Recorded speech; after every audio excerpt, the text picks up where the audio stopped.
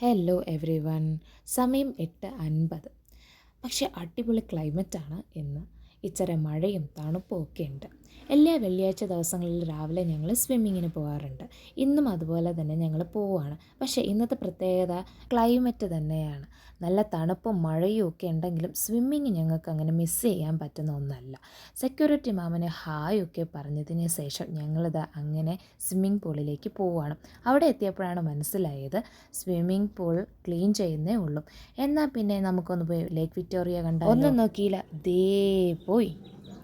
അടിപൊളി വ്യൂ ആയിരുന്നു അവിടെ നിന്ന് കിട്ടിയത്. ദേ അവിടെ ഒരു തെങ്ങ് കണ്ടോ. വളരെ അപൂർവമായിട്ടാണ് നമുക്കിവിടെ തെങ്ങ് കാണാൻ പറ്റുന്നത്.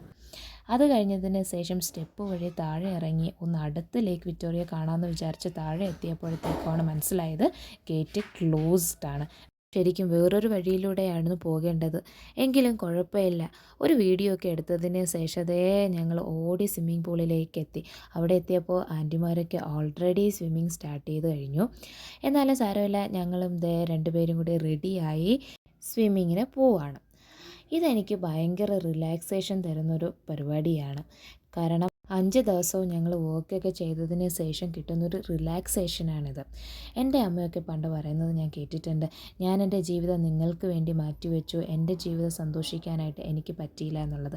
ഇതൊക്കെ കേൾക്കുമ്പോൾ ഞാൻ പറയുമായിരുന്നു, ഞാനൊരിക്കലും അങ്ങനെ ആവില്ല, എൻ്റെ സന്തോഷത്തിനായിരിക്കും ഞാൻ പ്രാധാന്യം കൊടുക്കുന്നത്.